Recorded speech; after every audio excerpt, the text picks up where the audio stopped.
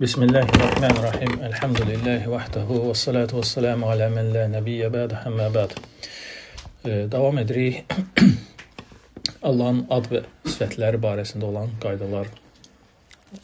Şeyh İbn Hüseymin rahimehullahın kitabını El-Qavaidul Musla adlı. 3 qayda götürdük bundan qabaq. Və bu gün də 4-cü qayda, yəni adlar. Yəni ümumiyyətlə başlamışdıq Allahın adları barəsində olan qaydalarla. Yəni bu da xasdır, yəni Allahın adları barəsində olan qaydalara 4-cü qayda. Ümumiyyətlə, yəni bundan qabaqki 3 dənə ümumilikdə, yəni bu Allahın adları ilə bağlı olan qaydalar müəllif burada 7 qayda gətirir. Ondan sonra 7 qayda da gəlir sifətlər barəsində. Və 4-cü qayda, hansı ki adlarla bağlıdır, Allahın adları ilə bağlıdır. Müəllif rahimehullah buyurur ki: El-qaidatur rabi'a delaletul esma'illahi Teala ala zatihi və sifatihi tekunu bil mutabaqa və bit tadammuni və bil iltizam. Və Allahın deyir həm zatına, həm sifətinə deyir dəlalət cəhətdən Allahın adının, yəni Allahın həm zatına, həm sifətinə dəlalət cəhətdən, yəni bu dəlaləti yəni 3 qismə ayırmaq olar. 3 qismə ayırmaq olar. Yəni burada istilahlar gələcək, termin, yəni adlar gələcək. Yəni bu adlar yadda saxlansa yaxşıdır. Çünki əsli bunun, yəni əqidə mövzusu olsa da, yəni kök olaraq bu məntiq elmindən götürülüb. Məntiq elminin yəni istilahlarıdır. Və deyir ki, ləfsin dəlaləti, yəni bir ləfs bir neçə yöndən mənaya dəlalət edə bilər. Yəni bir ləfs bir neçə yöndən mənalara dəlalət edə bilər. Və həmin o yönləri burada müəllif gətirir və izah edir. Birinci yön mutabəqa deyilir buna. İndi gələcək bunların mənası. İkinci yön tədammundur. Tədammun. Və üçüncü yön iltizamdır. İltizam. Yəni bu terminlərdir. Deməli deyir ki, mutabəqa sözünün lüğətdə mənası müvafiq olmaq, uyğun gəlməkdir, üst-üstə düşməkdir. Lüğəti mənası budur. Yəni, burada da yəni termin olaraq bir ləfsin tam mənasını əhatə etmək deməkdir. Gələcək misallar, izahlar. Yəni ləfsin tam mənasını əhatə etmək. Yəni üst-üstə düşən məna odur. Yəni ləfs nəyi ifadə etdirirsə, məna da tam şəkildə yəni onu ifadə etdirir. Yəni üst-üstə düşən bu mənadadır. Mutabəqa. Mutabəqa sözünün mənası nədir? Üst-üstə düşən, yəni müvafiq olan, uyğun gələn. Tədammun mənası, tədammun. Yəni həmin ləfsin tam mənası yox, cüzi mənasıdır. Yəni bir hissəsidir. Aydındır. Tədammun yəni məzmun sözüdür də. Yəni məzmun nədir? Yəni bir şeyin məzmunu, bir neçə detallardan, hissələrdən ibarət ola bilər. Düzdür? Həmin o məzmun biz buna deyirik. Tədammun sözü də məzmun sözü deməkdir. Ərəb dilində eyni köklü sözdürlər. Aydındır. Yəni məzmuni məna. Məzmuni məna nədir? Cüzi məna. Yəni birinci nə oldu? Tam məna. Yəni bir ləfsin tam mənaya dəlalət etməsi burada nədir? Bir ləfsin onun hansısa hissəsinə dəlalət etməsi. Və üçüncü iltizam. İltizam sözünün mənası nədir? Yəni ləfsin özlüyündə həmin mənanın olmaması, lakin o məna lazım yolla, yəni gərək yolu ilə həmin o ləfsə aid olması. Yəni ləfs özü bunu ifadə etdirmir. Lakin bu məna hansı ki o ləfsin yanında var, onu gərəkdirir. Yəni o məna hələ ki bu ləfsə bağlıdır. Bu ləfs o mənasız, yəni mümkün deyil olsun da, yəni varid olsun həqiqətdə. Misalda daha rahat başa düşüləcək bu inşallah. Və müəllif deyir ki, misal olaraq misal-ü zəlik əl-xaliq. Yəni Allahın xaliq adı. Allahın xaliq adı nədir? Yaradan. Yədullə alə zətilləhi və alə sıfətil xalqi bil mutabəqa. Birinci etibarən nədir? Bizdə mutabəqə mənası, yəni tam mənanı əhatə etməsi. Xaliq adı həm Allahın zatına, həm də onun yaratma sifətinə dəlalət edir. Həm ad olaraq Allahın adıdır, yəni zatına dəlalət edir, həm də ki, sifət olaraq Allahın yaratma sifətinə dəlalət edir. İkisini bir yerdə, məcmu şəklində, tam şəklində buna deyilir mutabəqə dəlaləti. Yəni tam şəkildə. Yəni ikisi bir yerdə, kompleks şəkildə. Aydındır. Ayrı-ayrılıqda bunların dəlalətinə deyiləcək ikinci məna, tədammun. Aydındır. Misal üçün Allahın adına dəlalət edir. Misal üçün deyirik ki, ancaq zata dəlalət edir. Burada deyəcəyik, burada məna mutabəqə yox, tədammundur. Və yaxud ancaq sifətə dəlalət edir, yəni yaratma sifətinə. Deyəcəyik, burada nədir məna? Tədammun mənasıdır. Və üçüncü, iltizam yolu ilə hələ ki başa düşülmür. Yəni bu bəllidir ki, yəni əvvəlində yəni bu başa düşülmür. Söhbət neydən gedir? Yəni misallarla çalışacaq bunu aydınlaşdıraq. Elm və qüdrət sifəti. Yəni Xaliq adına elm və qüdrət sifəti Xaliq adının özündə var, yoxdur. Hə? Xaliq adının özündə bir addır, bir də ki yaratma sifətidir. Bu ikisidir də, düzdür? Ancaq Xaliq adında bir addır, dəlalət etdisə, bir də ki sifətdir, xalq sifəti, yəni yaratma sifəti, düzdür? Yəni elm və qüdrət bu adın içində yoxdur. Amma Xaliq, elm və qüdrətsiz təsəvvür olunmur. Aydındır? Yəni Xaliq, elm və qüdrətsiz təsəvvür olunmur. Çünki bir şeyi yaratmaq üçün gərək elm olsun və qüdrət olsun ona. Aydındır. Demək, bu elm və qüdrət sifətləri ki var, bu hansı yolla Allaha dəlalət edir, Xaliq adına dəlalət edir? İltizam yolu ilə, ləzim yolu ilə. Yəni, bu sifətlər o ada lazımdır. Ondan ayrılmazdır. Aydındır. Baxmayaraq mənanın özündə yoxdur. Ləfsin özündə yoxdur daha doğrusu. Oradan çıxarılan mənadır. Aydındır bu. Və ona görə də deyir, Allah Taala buyurur ki, Allah Taala göyləri və yeri yaratmaqda, Allah Taala nə buyurur? Talaq surəsi 12-ci ayədə. Allah Taala buyurur ki, لِتَعْلَمُوا أَنَّ اللّٰهَ عَلَى كُلِّ شَيْءٍ قَدِيرٌ وَأَنَّ اللّٰهَ قَدْ أَحَاطَ بِكُلِّ شَيْءٍ عِلْمًا. Çünki biləsiz ki, Allah hər şeyə qadirdir. Yəni hardan sonra zikr edir Allah Taala bu iki sifəti? Göyləri və yeri yaradandan sonra, yəni ayə keçir, göyləri və yeri yaratma barəsində. Ondan sonra Allah Taala nə deyir? Çünki biləsiz ki, Allah Taala hər şeyə qadirdir və Allah Taala öz elmi ilə hər şeyi əhatə etmişdir. Yəni elm və qüdrət sifətini gətirir. Nəyə gətirir bunu? Allah göyləri və yeri yaradıb da, hə? Aydındır. Allah göyləri və yeri yaradıb. Biləsiz ki, Allah hər şeyə qadirdir, Allah hər şeyi elmi ilə əhatə etmişdir və bu iki sifəti Allah Taala yaratma anında gətirir. Aydındır. Biləsiz ki, yəni bunlar hamısı Allahın elmi və qüdrəti sayəsində olur. Aydındır bu. İndi əşyalardan misal olaraq deyəcəyik. Misal üçün bu üç dəlaləti istifadə edirik. Misal olaraq ev deyirik. Hə? Yəni biz ev deyəndə bir neçə yöndən ev sözünə yanaşmamız var. Onun mənasını oradan çıxartmağımız var. Yəni ev deyəndə biz tam kompleks şəkildə bina içindəki əşyalar, qapı, pəncərəsi, damı, yeri, polu, zadı hamısını nəzərdə tuta bilirik. Düzdür? Yəni ev deyəndə. Bu olacaq nə? Lüğətdə onun üçün qoyulan mənası da, yəni mutabiq mənası. Yəni mutabiqə mənası nədir? Lüğətdə onun üçün qoyulan tam şəkildə olan, nəzərdə tutulan məna. Tədammun mənası isə biz deyirik, məsələn, belə ifadə var da, evim yıxıldı, misal üçün. Və yaxud ev açdı, hə? Dam uçuldu, deyirsən ki, ev açdı.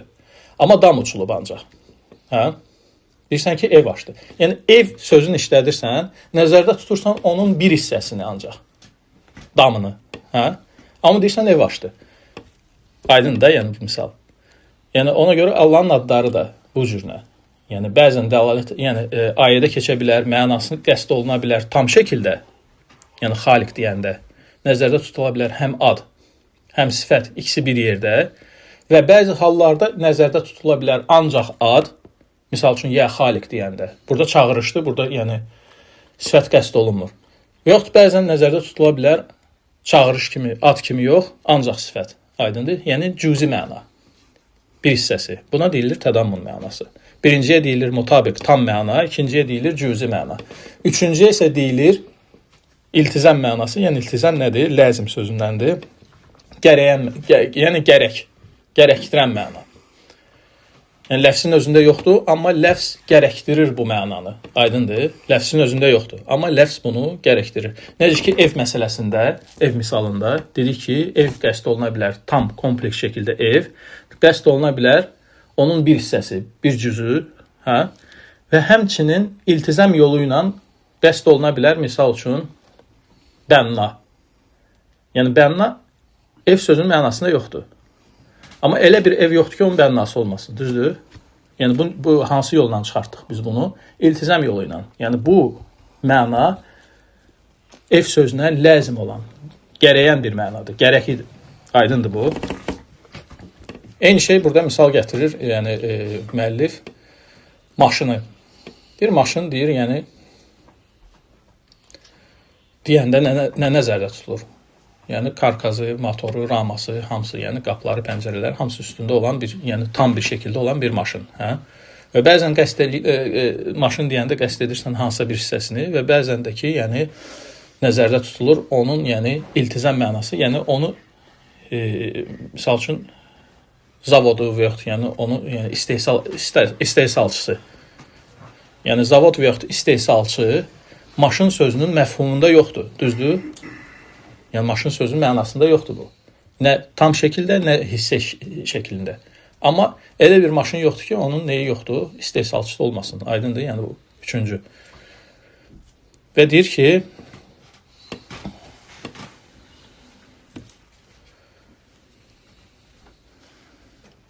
başqa ev deyir, ev misalını çəkir. Bir misal da var. Misal üçün ayədə keçir ki, Allah Taala buyurur: "Fəsəlül qariyə", yəni kənddən soruşun, hə? Yəni kənd sözü. Biz başa düşürük nəyi? Kənd deyəndə nəyi başa düşürük? Yəni küçələri, əhalisi hamısı buna kənddir də. Yəni hamısı bunlar kənddir. Evləri, küçələri, yəni mal-qarası, əhalisi, hamısı bu kompleks şəkildə kənd nəzərdə tutulur. Bu nəzərdə tutulan kompleks şəkildə buna mutabəqə mənası deyirik də, düzdür? Amma deyəndə ki, Allah Taala buyurur, kənddən soruşun, bu daş divardan soruşmaq deyil artıq. Yəni kəndin hansısa bir cüzi mənasıdır, düzdür? Bir hissəsidir. Aydındır? Ona görə yəni ləfz görürsən bəzən bildirir bizə kompleks mənanı, bəzən bildirir onun bir hissəsini. Yəni kontekstdən asılı olaraq, cümlənin quruluşundan asılı olaraq, aydındır bu. Yəni məsələn Allah Taala deyəndə ki, fəsəlül qariyə, kənddən soruşun. Qəsd burada nədir? Tam mənadır, yoxsa cüzi mənadır?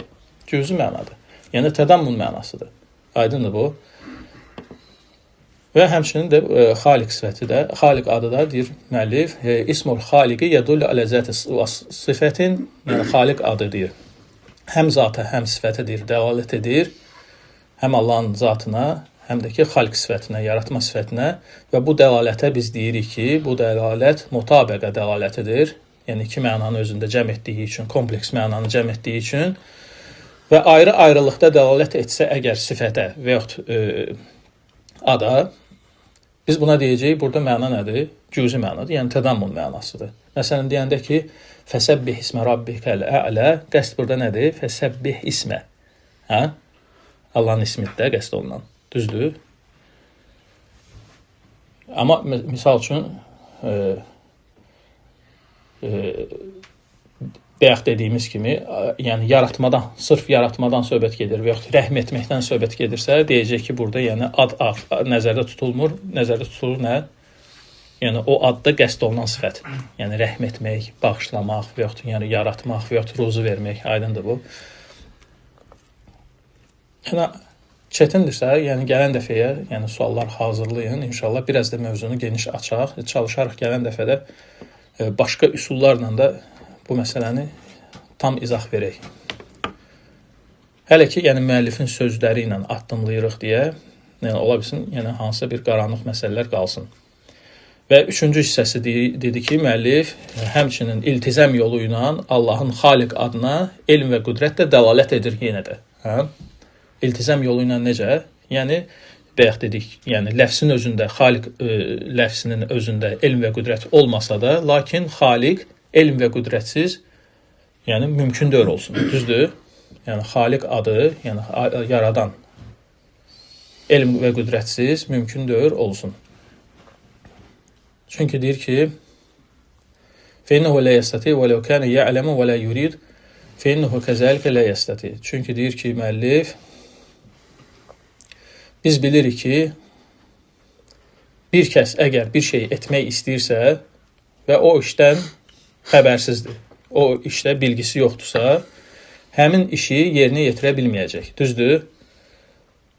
وَلَوْ كَانَ يَعْلَمُ وَلَا يُرِيدُ. Yox, əgər deyir, hətta bilsə, sonra bunun iradəsi, istəyi olmasa, yenə də həmin şey hasil olmayacaq, yerinə yetməyəcək. Fizə kəlmət sani demək ki, yəni istehsalçı, bir şeyin yaradanı, istehsal edəni gərək ki, onda yəni bu iş barəsində elm olsun və həmçinin o işə qadir olsun, qüdrəti olsun, bacarığı olsun. Aydındır bu? Aydın deyil. Fədələlətu alə zətil xaliqi və alə sani'i dələlətu mutabiqə. Və deyir ki, müəllif burada bu ayəni gətirməkdə. Allahu ləzi xaləqə səbə səməvat və minəl ardı misləhunnə yətənəzzəlül əmru beynəhunnə. Allah o kəsdir ki, 7 göy və yeri onun mislində yaratdı. Yəni 7 misildə yaratdı. Yətənəzzəlül əmru 7 təbəqatda, yəni aşağı 7 göy qatı və 7 yer qatı. Onun mislində, yəni mənası budur. Və aralarında olanları da yaratdı. Yəni yaratdığı xaliqdir. Yəni göylərin və yerin xaliqidir, yəni. Dalınca deyir ki, lita'ləmu ki, biləsiz ki, ennəllaha alə kulli şeyin qadir. Allah hər şeyə qadirdir, yəni qüdrət sifəti. Və ennəllaha qad əhətə bi kulli şeyin ilmə. Və Allah Taala hər bir şeyi, yəni elmi ilə əhatə etmişdir. Bu da nədir? Elm sifəti. Aydındır. Sonra deyir ki, müəllif, iltizam qaydası, yəni üçüncü hissəsi yoxdur. Çox deyir, faydalı bir qaydadır. Yəni üçüncü hissəsi. Və bu çox şəriətin bir çox yerlərində istifadə olunur. Misal olaraq gətirəcək, bax, misal gətirəcək. İltizam qaydasını fikir verin. Və dələlətul iltizam mufidətun ciddən li talibil elm. Elm tələbəsi üçün deyir, iltizamdır dəlaləti. İltizam üçüncü idi də bizdə, düzdür? Yəni bir ləfsin özündə olmayan, amma ləfs bunu gərəkdirən bir şey, düzdür? Bir tələbə üçün, elm tələbəsi üçün bu çox faydalı bir dəlalət növüdür. İzə tədəbbərəl məna və vəffəqəhullahu, əgər deyir, onun mənasını düşünərsə və Allah onu müvəffəq edərsə, bax, Allah onu müvəffəq edərsə, çətin fəndidə, yəni. Misal çəkir burada nəyi? Misal üzəlik, izə qulnə həl yəcuzü lissaim ən yusbihə cunubən min cimə. Bax, fikri bir misal çəkir. Deyir ki, oruç tutan adam cima edirsə gecə, yəni ailəsi ilə olursa, səhərsi günü, yəni hələ bir ki, oruc tutmaq vaxtı yoxdur, sahur vaxtı bitdi, oruc vaxtı gəldi də, düzdür? Həmin o vaxtda deyir, cimalı halda girə bilər, yoxsa yox. Dəlil nədir ki? Hamı deyir, girə bilər. Amma dəlil nədir? Dəlil bu iltizam qaydasıdır. Həmin bu iltizam qaydasından istifadə edib alimlər. Bax, deyir ki, وَجَوَابُ ذَلِكَ الْمَسْكُرْ فِي كِتَابِ اللّٰهِ فِي قَوْلِهِ تَعَالَى. Bunun cavabı Allahın kitabında zikr olunub. Amma onu çıxartmaq lazımdır axı oradan. Onu necə çıxartdıq? Ləzim yolu ilə. Deyir ki, Allah Taala فَالْآنَ بَاشِرُوهُنَّ وَابْتَغُوا مَا كَتَبَ اللّٰهُ لَكُمْ وَكُلُوا وَاشْرَبُوا حَتَّى يَتَبَيَّنَ لَكُمُ الْخَيْطُ الْأَبْيَضُ مِنَ الْخَيْطِ الْأَسْوَدِ مِنَ الْفَجْرِ ثُمَّ أَتِمُّوا الصِّيَامَ إِلَى اللَّيْلِ. Və Allah Taala buyurur Bəqərə surəsi 187-ci ayədə ki, فَالْآنَ بَاشِرُوهُنَّ. İndi isə sizdir onlarla yaxınlıq edə bilərsiniz və Allah sizə yazdığından deyir, istəyərək onlardan yararlanın, qadınlardan söhbət gedir. Və həmçinin yeyin, için, yəni bu hansı ana aiddir? Oruç açılandan sonra da, yəni iftardan sonra, yəni. Və həmçinin yeyin, için, hətta yetəbəyyənə ləkumul xaytul əbyad minəl xaytul əsvəd minəl fəcr. Ta ki sizə deyir, ağ sap, qara sapdan aydınlaşana qədər, yəni fəcrin ağ sapı və qara sapı aydınlaşana qədər bunu edin. Düzdür? Yəni Allah Taala həddi qoydu ki, bax bura qədər yeyin, için və yaxınlıq edin. Düzdür? Ondan sonra deyir ki, "Thumma atimmus siyame ilal-leyl."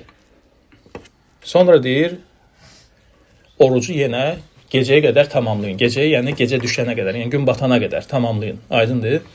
Fəhəzil ayə dəllet alə ənəhu yecuzul el-mübəşir lil-fəcr. Bu ayə dəlalət edir ki, yaxınlıq etmək olar fəcrə qədər. Son anına qədər, son dəqiqəsinə qədər. Axırıncı dəqiqəyə qədər. Ondan o tərəfə olmaz. Çünki Allah Taala o həddi qoydu da, yəni düzdür? Yeyin, için o həddə qədər. Və minəl-lazimi zəlik və bunundur ləzimidir, gərəyidir ki, bir kişi axırıncı dəqiqəyə qədər əgər yaxınlıq edirsə, o dəqiqədən o tərəfə cünublu qalacaq. Düzdür?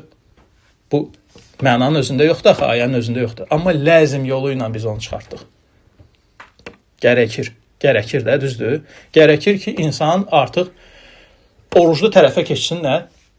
Cünublu. Aydındır? Amma mənanın özündə yox idi bu. Mənanın özündə hədd qoyulmuşdu, düzdür? Bax, bura qədər ye, iç, yaxınlıq elə. Bura qədərdirsə, yəni axırıncı ana qədərdirsə, artıq sən keçəcəksən, yəni istər-istəməz keçəcəksən hara? Yəni oruc həddinə keçəcəksən cimalı, cünublu. Aydındır bu? Və bu həmin o qaydadır ki, ləzim qaydası. Burada istifadə olundu. Həmçinin başqa bir misal. Misal üçün Allah Taala dəstəmaz alanda deyir ki, qollarınızı dirsəklərə qədər yuyun.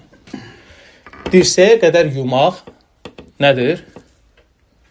Dəstəmazın rükunlarındandır. Amma dirsəyi tam yusan, yəni ayədə dirsəyin özü yoxdur. Amma dirsəyi yumasan, sən onu təhqiq edə bilmərsən. Həyata keçirdə bilmərsən dirsəyə qədər yumağı. Aydındır? Çünki dirsəyi avtomatik yuyulur.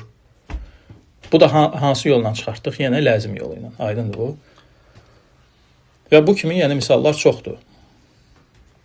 Yəni fiqhdə xüsusən də və həmçinin əqidədə də bu mövzuda da xüsusən də yəni ad və sifətlər mövzusunda.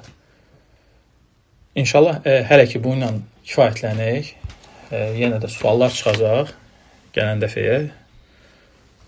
Həmçinin başqa bir yönlə də çalışarıq izah etməyə. Bu ləzim qaydasını yəni müəllif burada yəni uzun-uzadı yenə də gətirəcək. Yəni o bir neçə yönlə izah eləyəcək. Yəni ləzim 3-cü hissəsini də.